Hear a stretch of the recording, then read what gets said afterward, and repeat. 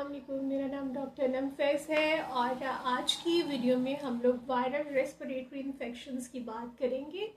हमारी सोसाइटी में आजकल बहुत सारे लोग जो हैं नज़ला, ज़ुकाम, खांसी के साथ आ रहे हैं और ये इन्फेक्शन जो है वो एक ह्यूमन बीइंग से दूसरे ह्यूमन बीइंग में स्प्रेड हो रहा है। बेसिकली ये लाहौर की सिटी में इन्फेक्शन फैला है और अब लोग दूसरी सिटीज़ में भी जो लाहौर से ट्रैवल करके जा रहे हैं उन्हें भी ये इन्फेक्शन हो रहा है। तो क्या ये इन्फेक्शन वायरल है या फिर बैक्टीरियल है और इसके लिए क्या मेडिसिन लेनी है, क्या एहतियाती तदाबीर करनी चाहिए और किस तरह हम इस इन्फेक्शन से जल्दी सेहतयाब हो सकते हैं। तो being a physician and being a doctor मुझे खुद ये इन्फेक्शन हुआ है और इसका रेजोल्यूशन टाइम जो है वो 3 से 4 वीक्स है। कुछ केसेस में ये इन्फेक्शन जो है वो 4 से 8 वीक्स तक भी रहता है और इवन इन्फेक्शन रिजॉल्व होने के बाद बहुत सारे पेशेंट जो हैं उनमें पोस्ट वायरल कफ रहती है जो कि हाइपर सेंसिटिविटी की वजह से होती है। आपके एयरवेज इन्फेक्शन के बाद इन्फ्लेम्ड हो चुके होते हैं और आपकी कफ स्टिल परसिस्टेंट रहती है और कुछ केसेस में 2 से 3 मंथ्स तक ये कफ रह सकती है। चलिए हम बात करते हैं कि इन्फेक्शन है क्या। Viral respiratory tract infection most probably ये इन्फ्लुएंजा का आउटब्रेक लग रहा है क्योंकि मोस्ट ऑफ द पेशेंट्स या डॉक्टर्स जिन्हें हो रहा है हमारी कुछ हॉस्पिटल्स में हर डिपार्टमेंट में हर डॉक्टर को इसका इन्फेक्शन हुआ है। कुछ लोगों में जल्दी रेजोल्यूशन हो गई है, स्टिल कुछ लोगों में वीक्स गुजरने के बाद भी इन्फेक्शन परसिस्टेंट है। क्या डॉक्टर्स और फिजिशियंस इस इन्फेक्शन को रिजॉल्व कर सकते हैं या नहीं? चलिए इस पे भी बात करते हैं। सबसे पहले तो हम बात करेंगे कि ये इन्फेक्शन है क्या। ये वायरल रेस्पिरेटरी ट्रैक इन्फेक्शन है और मोस्ट प्रोबेबली ये इन्फ्लुएंजा का इन्फेक्शन है। अभी हमें खदशा ये है कि ये इन्फेक्शन आप जो है वो और लोगों को भी ट्रांसमिट करें और आपकी गलती से जो है पॉपुलेशन पूरी अफेक्ट हो रही है। गाना खास्ता ये इन्फेक्शन जो है इन्फ्लुएंजा वायरस का समटाइम एपिडेमिक और इवन पेंडेमिक भी लेके आ जाता है और इसके सिम्टम्स जो हैं कुछ पेशेंट्स में इस हद तक खतरनाक हो सकते हैं कि मौत भी वाक़या हो सकती है। इसको बिल्कुल लाइट ना लें, लेकिन इससे डरने की भी ज़रूरत नहीं है। आप जिन जिन हिदायत पे मैं आपको अमल करने की रिक्वेस्ट करूँगी उसे फॉलो करें ताकि दूसरे लोग भी आपसे बच सकें और आप जल्दी सेहतयाब हो सकें। तो सबसे पहले आपको क्या करना है कि बहुत सारा रेस्ट करना है, बहुत सारा पानी पीना है।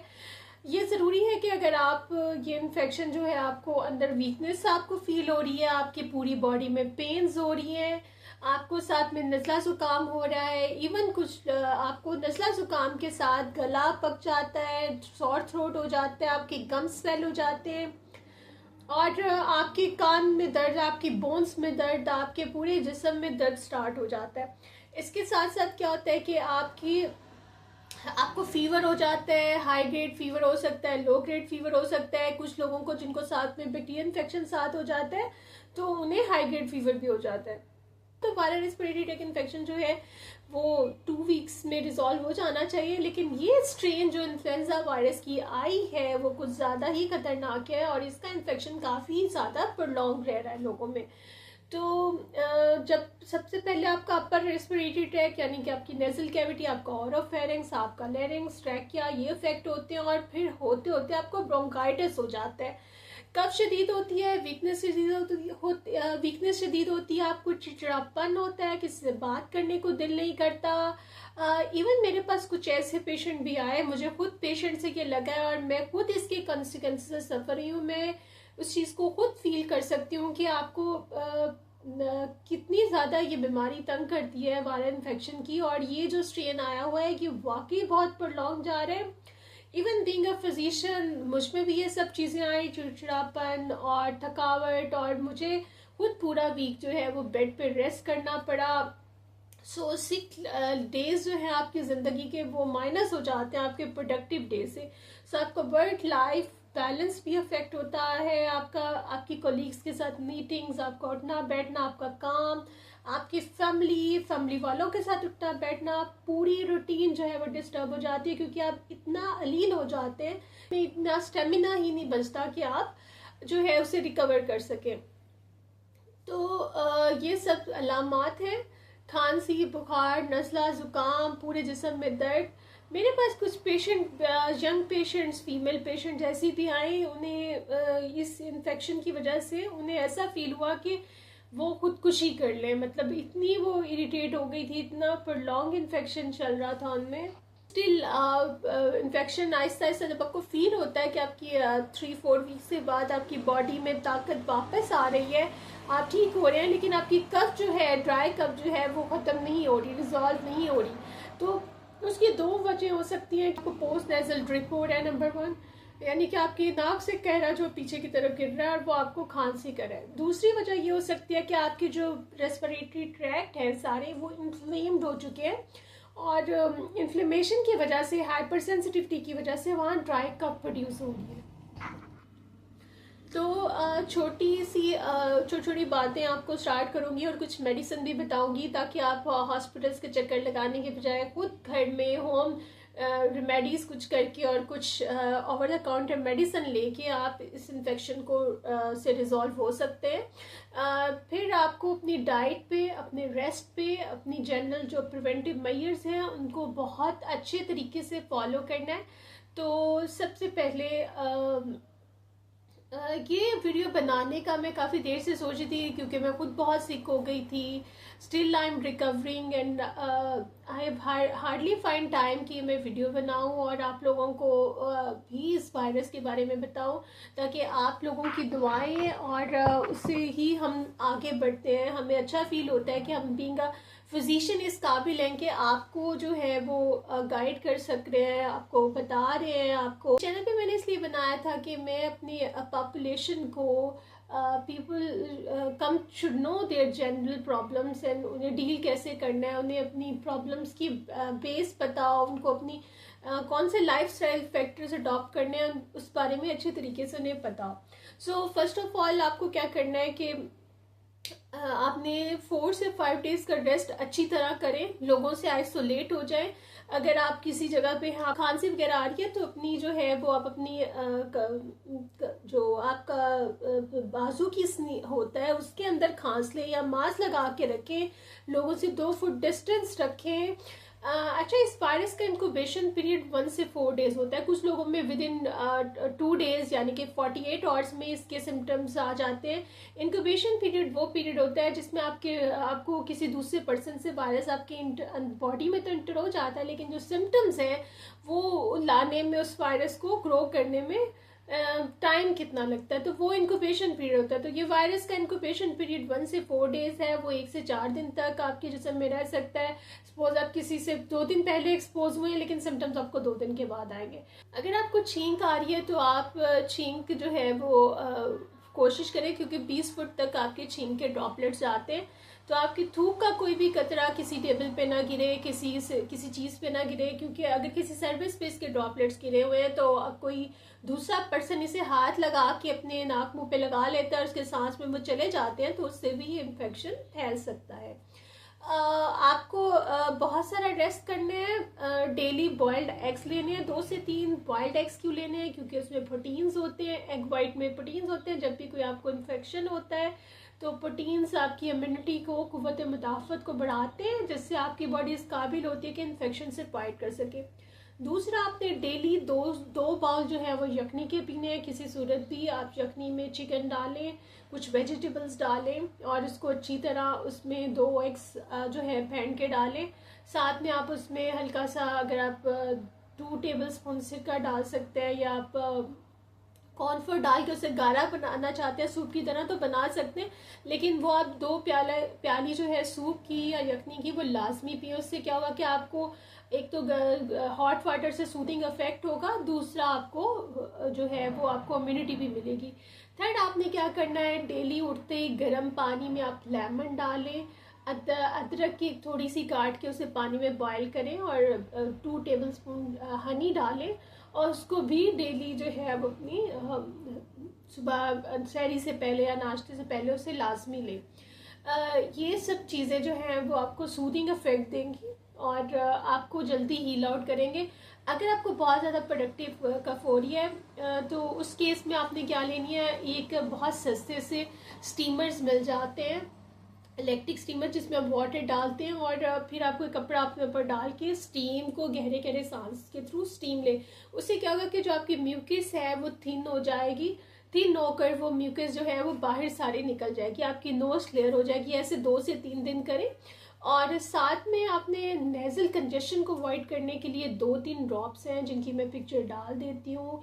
एक सेलिनेज या जाइनोसिन ड्रॉप्स हैं, उनमें सेलाइन होता है, वो आपकी इन्फ्लेमेशन को कम करते हैं।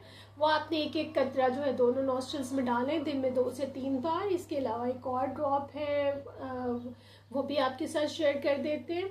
साथ में आपने क्या करना है कि अगर आपका इन्फेक्शन इस दफ़ा जो इन्फेक्शन बहुत प्रोलॉन्ग जा रहा है, अगर आप चाहते हैं कि जल्दी रिजॉल्व हो जाए तो इवन इट इज़ बेटर कि अगर आपको भी फ़ौरन से सिम्टम शुरू हुए विदिन 48 आवर्स आप एंटीवायरल मेडिसिन ले लें।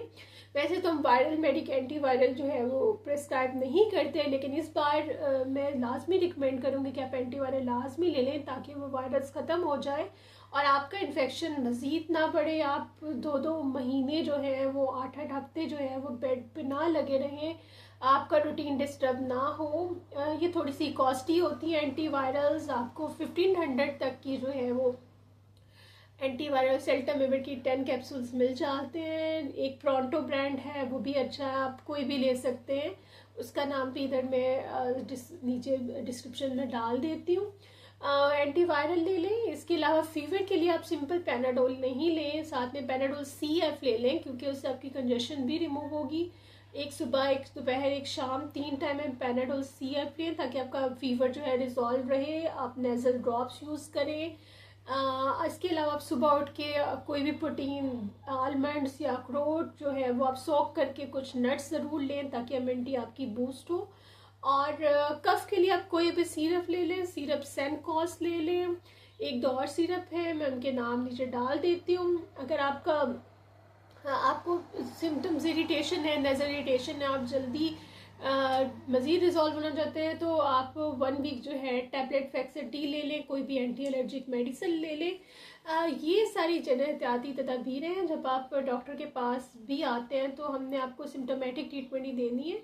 इनिशली इवन हमारे पास पेशेंट्स आ रहे थे और हम बैक्टीरियल भी सस्पेक्ट कर रहे थे क्योंकि जब वायरल इन्फेक्शन होता है तो आपके अंदर से रेस्पिरेटरी ट्रैक जो है वो डैमेज हो जाता है। रेस्पिरेटरी ट्रैक डैमेज होने की वजह से आपको आपका जो म्यूकोसिलरी एस्केलेटर सिस्टम होता है वो डिस्टर्ब हो जाता है और वो आपको फर्दर बैक्टीरिया या कोई इन्फेक्शन आपके सांस में जाता है तो वो भी उसमें इन्फेक्शन जल्दी काज करता है, वो अपनी बॉडी से निकलता नहीं, आपके रेस्पिरेटरी ट्रैक से बाहर नहीं होता। तो हमारे पास जो अक्सर पेशेंट आए, हमें ये भी लगा कि उनके वायरल के साथ बैक्टीरिया इन्फेक्शन भी है क्योंकि उन्हें प्रोडक्टिव कफ बहुत ज़्यादा थी और सिम्टम्स ऐसे लग रहे थे। हमने पेशेंट को इनिशली एंटीबायोटिक्स भी रिकमेंड की, लेकिन यूजुअली जैसे बीइंग अ फिजिशियन पेशेंट से पूछते हैं कि आपका जो कफ आ रही है उसमें पीले रंग का थूक आ रहा है या हरे रंग का आ रहा है, किस कलर का आ रहा है। लेकिन अब देखने में ये आया है कि ज़्यादातर पेशेंट को सिर्फ वायरल रेस्पिरेटरी इन्फेक्शन ही हो रहा है और जब वायरल होता है तो हम ज़्यादातर पेशेंट से कलर स्प्यूटम नहीं पूछते। लेकिन अगर हमें किसी हाई ग्रेड फीवर हो रहा है साथ में पेशेंट को या कुछ और सिम्टम्स ऐसे मिल रहे हैं या हम कुछ टेस्ट कराते हैं जिसमें CBC होता है, उसमें TLC काउंट रेज्ड है, तो हम सस्पेक्ट कर सकते हैं कि इसको बैक्टीरिया इन्फेक्शन भी हुआ है साथ में। तो उस बेसिस पे हम एंटीबायोटिक भी देते हैं। तो एंटीबायोटिक से बैक्टीरिया इन्फेक्शन तो रिजॉल्व होता है लेकिन बैक इन द आपकी बॉडी में जो वायरल होता है वो रिजॉल्व नहीं होता।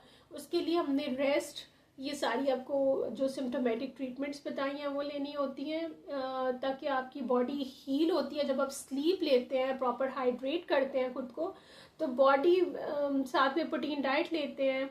आप दाल भी ले सकते हैं, वो भी एक प्रोटीन डाइट है, कीमा लें, चिकन लें, तो उससे आपकी बॉडी में जो है वो इस कदर इम्यूनिटी आ जाती है कि वो इन्फेक्शन को जल्दी रिजॉल्व करने की कोशिश करती है। इसके अलावा आपको एंटीवायरल भी रिकमेंड की गई हैं, वो भी आप ले सकते हैं। तो जब आपका इन्फेक्शन प्रॉपर रिजॉल्व होने लगता है, आपको फील होता है कि आप अब नॉर्मल लाइफ की तरफ आ रहे हैं, आपकी बॉडी में जो वीकनेस होती है वो ख़त्म होने लग जाती है, आप दोबारा से तंदुरुस्त फील करना शुरू कर देते हैं, आपके मुंह का जायका जो गया होता है वो आने लग जाता है, टेस्ट बेटर होने लग जाता है। उसके साथ साथ आपको क्या होता है कि आप ये फील करते हैं कि आपकी बॉडी जो है वो उसका फीवर भी रिड्यूस हो गया है और आप दोबारा से बॉडी में एक ताकत सी फील करना शुरू कर देते हैं। तो ये इंडिकेशंस होते हैं कि आपका इन्फेक्शन रिजॉल्व हो रहा है। लेकिन इन सिम्टम्स के साथ अगर आपको स्टिल ये फील होता है कि आप सब चीज़ों से रिजॉल्व तो हो रहे हैं, बेहतर तो हो रहे हैं, लेकिन आपकी खांसी नहीं जा रही, तो उस केस में आपको डॉक्टर जो है वो इन्फ्लेमेशन हो सकती है आपके जिस्म में, तो आप 3 से 5 डेज अपने डॉक्टर की रिकमेंडेशन से स्टेरॉइड्स जो है टैबलेट्स हैं वो ले सकते हैं। Like only for 3 days I would recommend आप 5 mg डेल्टा-कॉर्टिल ले लें ताकि आपकी इन्फ्लेमेशन अंदर से रिड्यूस हो। तो ये सब जो बातें बताई हैं प्लीज़ ये सब ऐसे अंधाधुंध फॉलो नहीं करें। एक दफ़ा अपने डॉक्टर से ज़रूर ओपिनियन ले लें, उनसे अपना आइडिया ज़रूर शेयर करें कि आपको कैसा फील हो रहा है और आप रिजॉल्व फील कर रहे हैं या नहीं, और आपको किस स्टेज पे क्या मेडिसिन लेनी है। प्रॉपर कंसल्टेशन करें, लेकिन अपने डॉक्टर्स को भी बचाएं, क्योंकि मुझे भी पेशेंट से ही ये इन्फेक्शन लगा है, क्योंकि मैं बहुत सारे पेशेंट डेली बेसिस पे चेक करती हूँ। स्टिल मास्क लगाने की बजाय जब आप डॉक्टर ने मास्क लगाया लेकिन पेशेंट ने मास्क नहीं लगाया होता तो कहीं ना कहीं से आपको इन्फेक्शन लग जाता है। तो ज़रूरी है कि आप अपने फिजिशियन को भी, डॉक्टर्स का भी ख्याल रखें, उनको भी इन्फेक्शन लगता है, वो भी बीमार होते हैं आपकी वजह से। आप मास्क ज़रूर लगा के जाएं। आपको एक 10 रुपीज़ का मास्क जो है वो किसी को इन्फेक्शन होने से बचा सकता है, तो मास्क प्लीज़ लगा के जाएं। और उम्मीद है कि आपको इस वीडियो से बहुत फ़ायदा हुआ होगा। इस इन्फेक्शन ने आपको या आपके घर में किसी भी फैमिली मेम्बर को बीमार किया हुआ है तो प्लीज़ आप उन्हें ये वीडियो सुनने के लिए कहें मेरा चैनल लाइक, शेयर और सब्सक्राइब ज़रूर करें, क्योंकि जब आप चैनल को सब्सक्राइब करते हैं, लाइक करते हैं, शेयर करते हैं, कमेंट करते हैं तो इससे हमें भी मोटिवेशन होती है और तो दिल करता है कि आप बाकी चीज़ों को इल्म से मुस्तफ़ीद हो रहे हैं, हम फ़ायदा उठा रहे हैं और लोगों के टाइम बच रहा है, लोग जल्दी से एहतियात हो रहे हैं, उनको नॉलेज मिल रहा है बीमारियों के बारे में। तो जो सालों की मेहनत की हुई है हमने एक फिजिशियन बनने के लिए, आपको ठीक गाइडलाइन लेने के लिए, तो हमें फील होता है, हमें ये मोटिवेशन मिलती है कि वाकई हमारा मैसेज पहुंच गया है और पेशेंट जो हैं, लोग जो हैं वो इससे मुस्तफ़ीद हो रहे हैं। एक और बात, मैंने एक और वीडियो बनानी थी एयर पोल्यूशन पे, ये वीडियो बहुत लंबी हो गई है। तो मैं एयर पोल्यूशन, लाहौर में ट्रैफिक इतनी ज़्यादा है कि यहाँ एयर पोल्यूशन बहुत ज़्यादा है एज़ कम्पेयर जो पाकिस्तान की छोटी सिटीज़ हैं वहाँ पे इतनी एयर पोल्यूशन नहीं है। तो ज़रा प्लीज़ कोशिश करें कि आप ज़्यादा से ज़्यादा पौधे लगाएं, प्लांट्स लगाएं। हमारे मुल्क में जैसे इंडिया है और हम पाकिस्तान है या ऐसे ममालिक जिनकी आबादी ज़्यादा है, वहाँ पे सांस के इन्फेक्शन, सांस के मसाइल, सांस की प्रॉब्लम्स बहुत ज़्यादा है एज़ कम्पेयर टू वो कंट्रीज जो डेवलप हैं जहाँ पे पॉपुलेशन कम है और वहाँ दरख्त बहुत ज़्यादा हैं। तो हम ना तो दरख्त लगाते हैं और एयर पोल्यूशन को फैलाने में भी बहुत ज़्यादा रोल है हमारा। तो प्लीज़ आपसे रिक्वेस्ट है कि जगह जगह गंद नहीं फेंकें और हवा को साफ़ रखें। कोशिश करें कि अपने घरों के बाहर दरख्त ज़रूर लगाएं और ताकि हमारे मुल्क में जो लोग हैं वो बीमार कम हो। अच्छा, लास्ट में एक और बात करूँगी, जो लोग बूढ़े हैं, 65 ईयर से ऊपर एज है, उनकी डायबिटिक्स है या ऐसे लोग जिन्हें COPD है, सांस का इन्फेक्शन है, एस्थमा है, तो इम्यूनो कम्प्रोमाइज़ है, उनका इम्यून सिस्टम कमज़ोर है, दिल के पेशेंट हैं, तो ऐसे पेशेंट को रिक्वेस्ट करूँगी कि वो अपनी इन्फ्लुएंजा की वैक्सीनेशन लगा लें। आल्टो इन्फ्लुएंजा का जो रेस्पिरेटरी इन्फेक्शन है वो सर्दियों के मौसम में होता है, लेकिन ये साल के किसी भी हिस्से में, किसी भी मंथ में आ सकता है। तो इस वक्त फरवरी से फैला हुआ है ये, जनवरी फरवरी से वायरल रेस्पिरेटरी इन्फेक्शन, और मार्च का मंथ आ गया है, लेकिन ये क्यों ख़त्म नहीं हो रहा? क्योंकि हम और लोगों को इन्फेक्ट कर रहे हैं, हम अपने आप को आइसोलेट नहीं करें। तो अपने आप को थोड़े दिन के लिए आइसोलेट करें, आपके सिम्टम्स रिजॉल्व हो जाए, फिर आप लोगों में उठना बैठना शुरू करें, लोगों से एक डिस्टेंस रखें। तो इन्फ्लुएंज़ा जो है वो H1N1, H1N2, H2N3, ये इसकी 3 टाइप्स होती हैं जो ह्यूमन टू ह्यूमन फैलती हैं। तो वैक्सीनेशन ज़रूर करा लें वो लोग जो 65 से ऊपर है, इन्फ्लुएंज़ा वायरस की वैक्सीन और न्यूमोकोकल बैक्टीरिया की वैक्सीनेशन, ये 2 होती हैं जो 65 से अबव और इम्यूनो कम्प्रोमाइज़ में की जाती हैं। इसके अलावा सिरोटिक पेशेंट जो है, एसाइटिक पेशेंट हैं, वो भी इम्यूनो कम्प्रोमाइज़ कंसीडर किए जाते हैं, डायबिटिक पेशेंट्स। और यही इम्पॉर्टेंट है। आप सब प्लीज़ एहतियात रखें और अल्लाह ताला आपको सेहत दे और जल्दी से ठीक हो जाएं। Thank you so much. Allah.